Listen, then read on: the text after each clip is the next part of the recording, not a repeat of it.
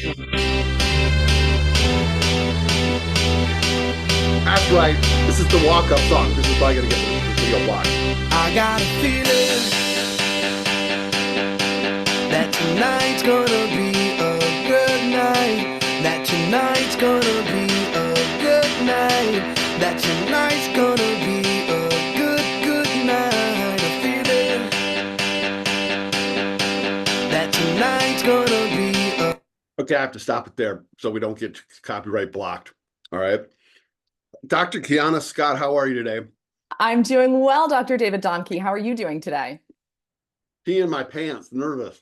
Yeah, is there a little something happening this evening that you're excited about? I know I'm a nervous eater. All right, so I'm eating crackers already. Might be a long campaign season for you, even though it's a very short one.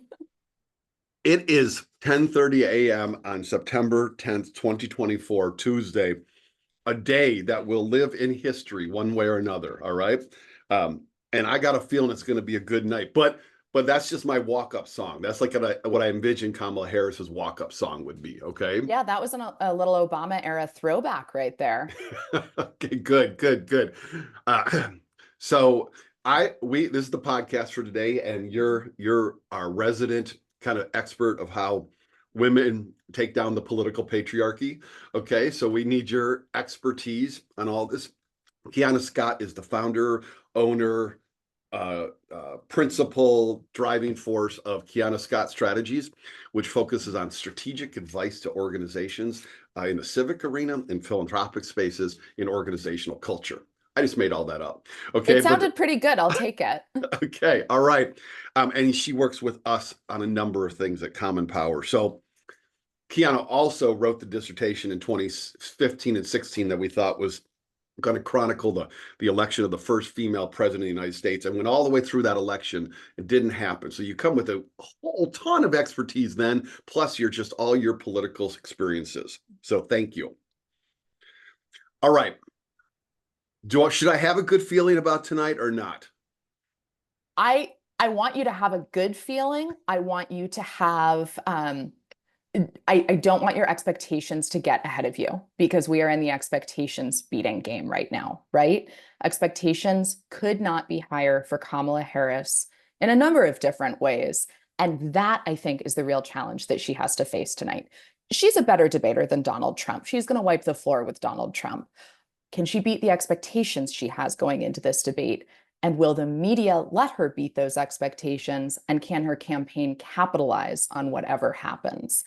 Those are the things that I'm really wondering that I'll be wondering as I watch the debate this evening. And then as we all look at the media fallout for the next couple of days. So yeah, I think we should all have a good feeling. And I don't want this story to be anything other than what a great night. Okay. For America. For America, which right, means it's a good night for Harris. Yes.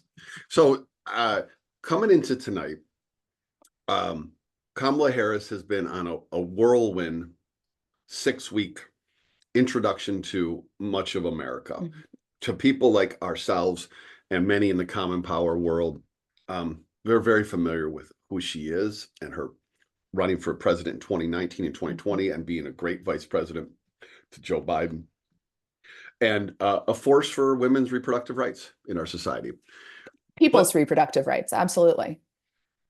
But I would say that most of Americans who aren't obsessed with politics, they don't know that stuff. They don't know these things. And so she's been introducing herself to them. And they're getting to know her, and the favorability ratings for her are very good. Okay. They've been relatively very good.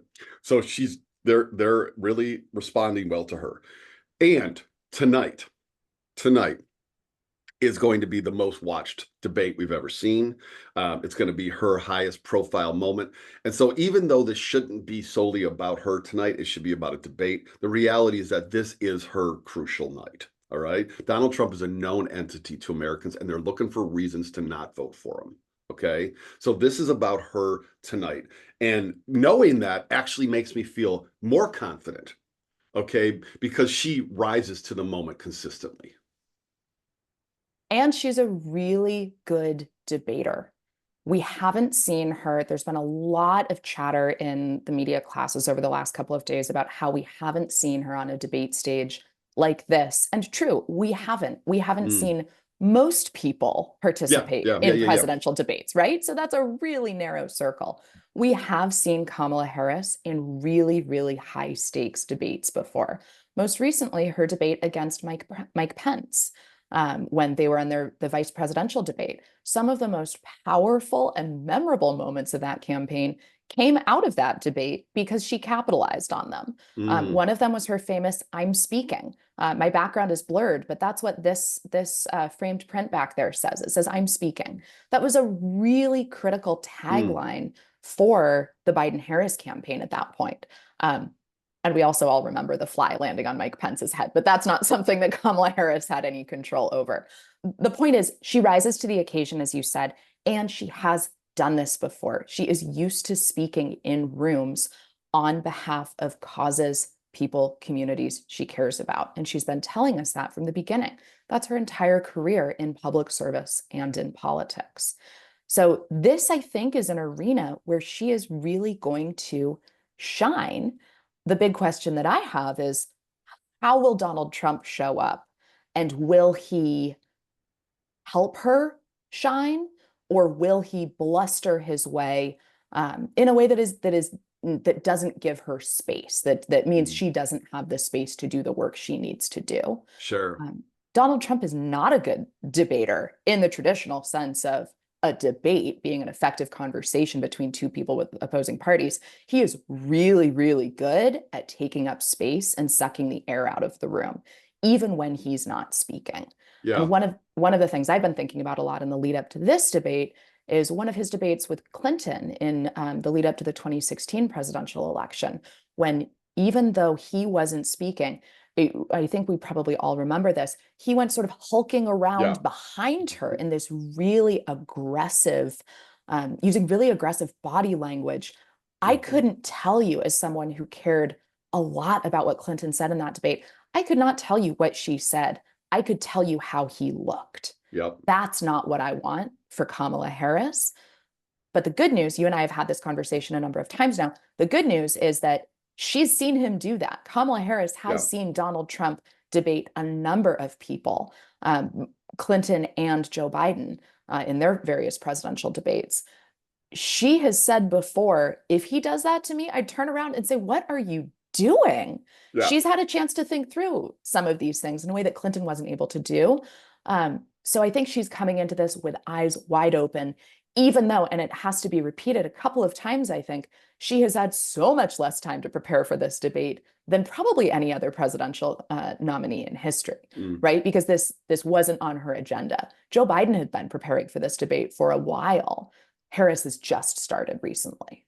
Yeah, that's all. Yeah, that all makes a lot of sense.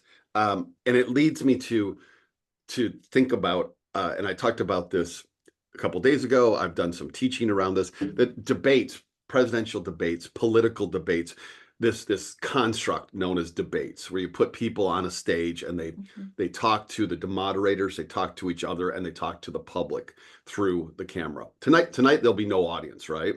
No audience. So and you got the microphone issues about whether, when the microphone goes out and so on. So these are really unusual places. Okay. Like, nobody lives in this. Like, you want to have an argument or a debate with somebody, you don't like set up microphones and then, get an audience and all this stuff. Yeah. These are theater is what they are. It's a performance. Exactly. It's totally a performance. It's totally a performance. And theater, I've experienced this through my son, who is a theater major and now is trying to become an actor. He is an actor trying to break in and make it as a living. I've gone to so many of his plays over the years, and I've understood the power of the performance, right? There is a certain thing that a person on the stage is attempting to engender, to make members of the audience think and feel, all right? And that is done certainly through words, but it's also done through body language, through looks, through pauses, through where your eyes go, all right? And that is a piece that I think fundamentally separates Kamala Harris from a traditionally intellectualized debate, is that she understands all of those dynamics. And I think it comes back to her being a prosecutor in the courtroom. Okay. She understands that the jury is really barely listening to what's being said. And what they're looking at is the person confident? Are you certain? Is that other person not the person I should pick or vote for? Or in that case, you make a decision on. So she understands what I'll call the theater dimension of this. And it's like a courtroom in this corralled kind of space, right? And I believe that she's fundamentally made for this moment. All right. Totally. Like professionally, like this is her trial. This is her moment, right? Absolutely. I mean, she has been doing this kind of work in different settings, but that absolutely transfers to this environment for her entire career. And I think she's going to knock it out of the park. I really, that is how I'm feeling. I'm nervous even saying that, but she understands how critical delivery is. She understands who she's speaking to. She's not talking to Donald Trump. She's not talking to the moderator. She's not talking to you. She's not talking to me. She is talking for the folks out there who are not Harris voters, who are not Trump voters, who are yet undecided in this race. That's a shrinking number of people, because people are sort of coalescing around their respective candidates at this point. But there are a lot of folks out there, particularly in those 7 battleground states and in the states that Common Power has focused its fieldwork efforts on. That's who she's talking to tonight. And she knows that. If there's one thing her campaign has done, I think they've done a number of really smart things. One of the very smart things they've done is they have helped her remain laser focused on speaking to her audience. Again, you and I are not her audience. We're in, right? Like my camo Harris Walls hat is in the mail on the way. Like I'm sold, you're sold. She doesn't need us to get on board. We're on board. She does need Mike in Pennsylvania to get on board. And so that's who she's going to be focused on speaking to tonight. And it's for Mike in Pennsylvania or whoever that she is going to show up looking presidential.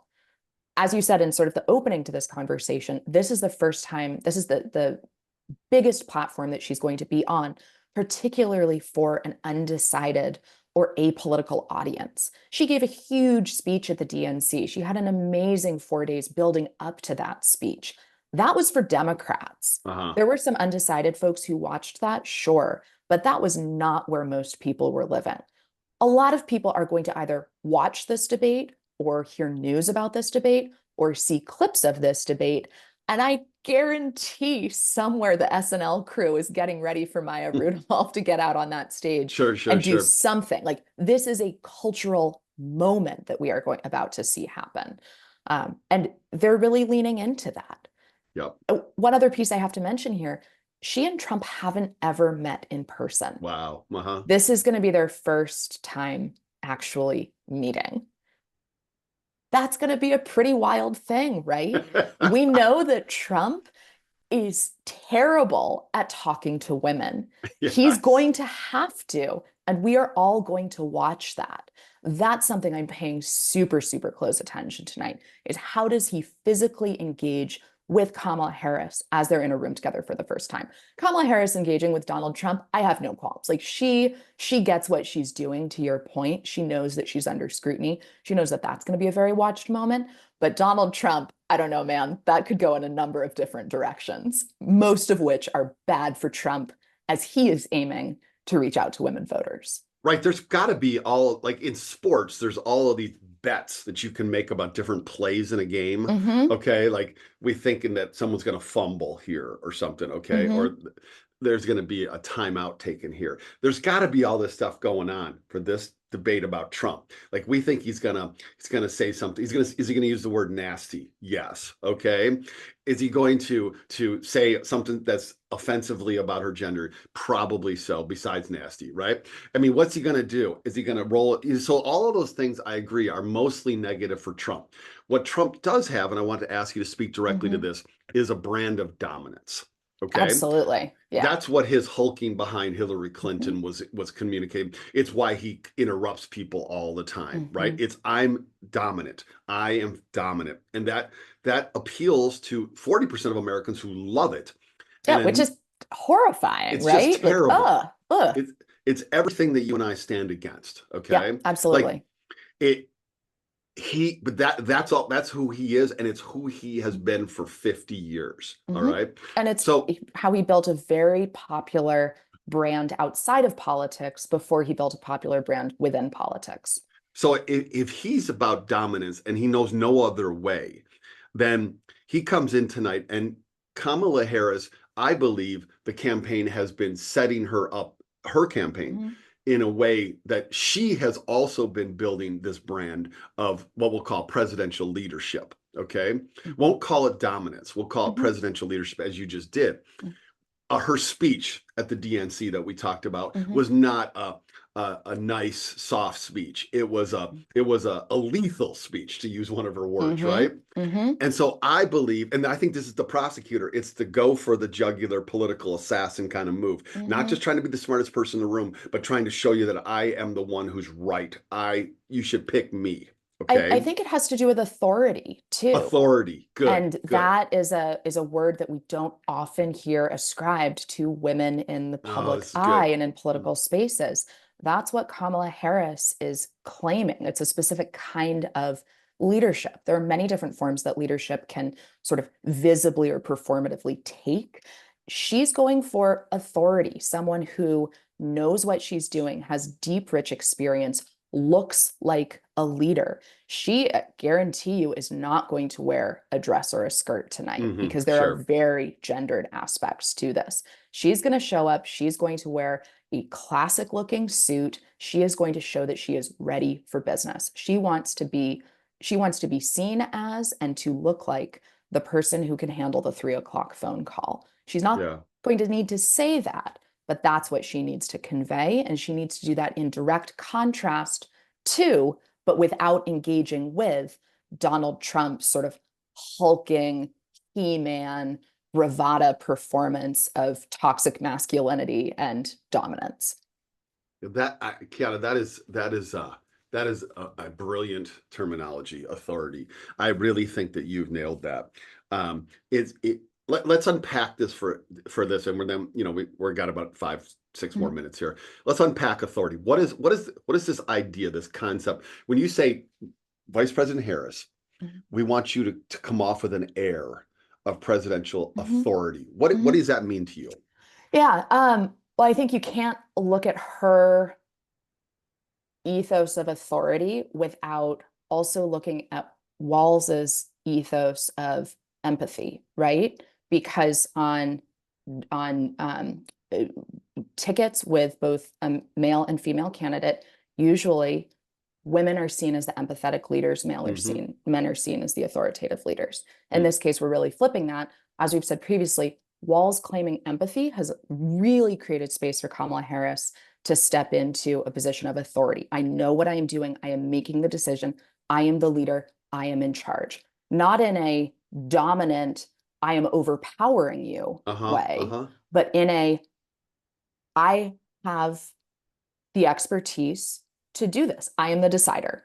I am making this decision. Here is my thinking. Here's where this is going. This is clear. That's the space that she has really been claiming and that her campaign has been building for her. The memes, the coconut stuff, the brat, Kamala is brat, that's all super fun and engaging. That exists in the orbit around her.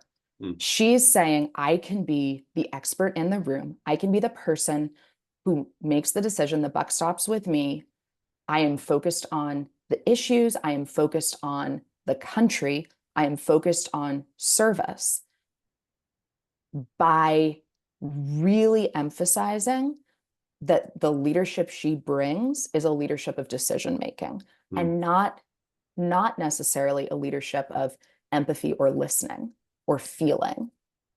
That's there, but that's not what she's leading with. That's not that's not how she's defining herself and her candidacy. Well, she's so naturally, I think that is an acceptable word here. She's so naturally relational to people that when she's out on the campaign trail, she does show that empathy through the hugs, right? Totally. And So through the laughter and through yes, the, ooh, that chocolate cake looks good. You know, she's very human in her right. interaction and in her engagement, not only with people on the campaign trail, but with her family, with Tim Walz, with all of these other people who are in her political ecosystem right now. So we are still seeing that, but that's not how she's presenting herself in these big moments of scrutiny. It's so powerful then because we have that sense of her as a human. Um, and Walls is doubled down on that kind of dynamic, as you're saying, this kind of like relational, human, empathic, compassionate human. And then Harris kind of like emerges like out of that, like that first level Yeah. emerges up and says, I've done the research here. Okay, I've done the briefings. I know exactly what's going on here. And Donald, your approach would do X, Y, and Z. All right, that's the facts. And so I think the authority works so well for her for the reasons you're articulating because she manifests those interpersonal skills so effectively. Um, I think that's she to me is living like both sides of the coin right now. Okay, and men have been given the chance to live both sides of the coin and get enormous praise for it, like a Bill Clinton. I feel your pain, Yeah. right? But she's living both sides of the coin, and tonight it just feels like she's got the chance to show that to America in a way that isn't just her, but it's relative. It's relative to this man over here too. Well, she has, I mean, as you were speaking, I couldn't help but think about her background as a prosecutor. She's training us to do that, right? But as a prosecutor, you are building cases based on evidence. The authority that she brings is very much based on evidence, on research, on data, on experience. Trump, and so she's exactly as you said, she's able to do these two things, be this really human relational person and have this authority grounded in evidence and making a case. Trump is trying to also hold those same two pieces, the sort of human relational side and the leadership, but his leadership is empty and full of dominance and manipulation. And his human relational side, where he's trying to engage with people and trying to sort of tell stories, is just bluster. He's not able to do either of those. It's still effective with about 40% of our country's voters. So, you know, he's doing something, but he is really struggling to, or he has a very different, he just has a very different approach than she does in terms of public communication, where he's all bluster and hot air, and there is no evidence and there is no relational human to human conversation, but he's trying to just sort of shove emotion through his communication. Yeah. It's going to be a pretty interesting thing to watch because it's almost like they're in two different plays, but sharing a stage up there. Yeah. Okay. To wrap it up here, back to the expectations. I actually don't have a fear about her, quote unquote, falling short of expectations because I have great hopes for her. But for her, all I really think that she needs to do for that middle of the road voter you're talking about is to occupy her space on the stage. Okay. And to be clearly competent. That's all she has to do. She doesn't have to embarrass Trump. She doesn't have to clearly, quote unquote, win the debate. I think she just has to stand there and be an authority, be competent with him over here, and just say, "See, America, this is how you do it. You just hold your space." And I'm confident that she will do at least that. So she's going to be, the minute she walks onto that stage, she's going to be compared to Donald Trump. She's also going to be compared to Joe Biden. When she can answer anything with a coherent sentence, they don't have opening statements tonight. They just go directly into questions. Okay. When she answers anything with a coherent, cogent sentence, that's going to be a step ahead of, frankly, both Joe Biden and Donald Trump. Again, Donald Trump is not a good debater. Where my fear about expectations comes from is that Kamala Harris is coming off of what is possibly the best 4 to 6 weeks of any presidential campaign ever in the history of our country, right? She went from 0 to 150 on a scale of 1 to 10 in like no time whatsoever. And the stories have been positive, positive, positive. Harris's popularity grows. Harris fundraising records smashed. At some point, there is going to be a pivot because that's not sustainable, certainly in the media ecosystem. That's also not the story that the campaign needs to tell, right? The campaign needs to have a story of urgency. And we're already seeing that pivot.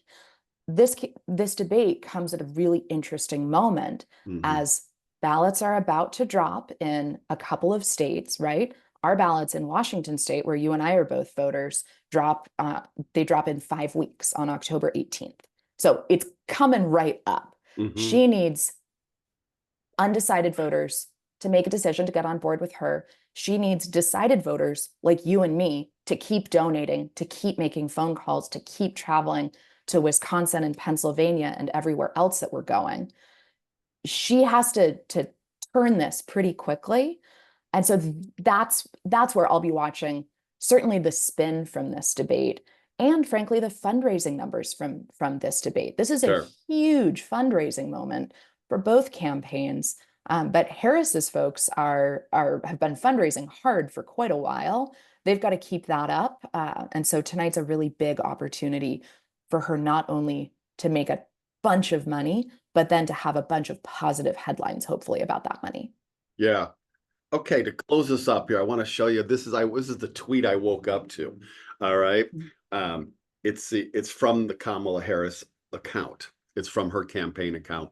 And she says, "America, see you tonight." And it says, Vice President Kamala Harris, 2024 presidential debate against Donald Trump, Tuesday, September 10th. Tune in on ABC. What this says to me is like, she's calling us in. She's saying, come on, let's go, people. I'm ready. I'm ready, which is what she's been saying for the last several days. I'm ready. I'm ready. So I love seeing this from them.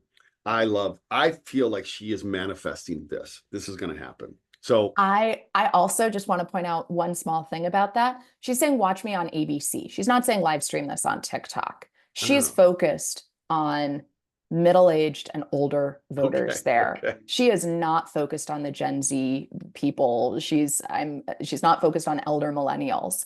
I'm trying to think if I even get ABC, if I would know how to watch broadcast television. That communication that she sent gives me no information about how to watch this campaign, how to watch this debate, excuse me. It tells Mike in Pennsylvania that he needs to tune into Channel 4. That's really strategic on their part, right? They're doing all of this so intentionally. Yeah, that's good. That's good. All right. It's 11 o'clock. It's 7 hours. 7 hours till debate time. All right. Thank you so much, Dr. Kiana Scott. Thanks for this. Yeah, thank you, Dr. David Domke. I'll see you on the other side. Let's go. Take care.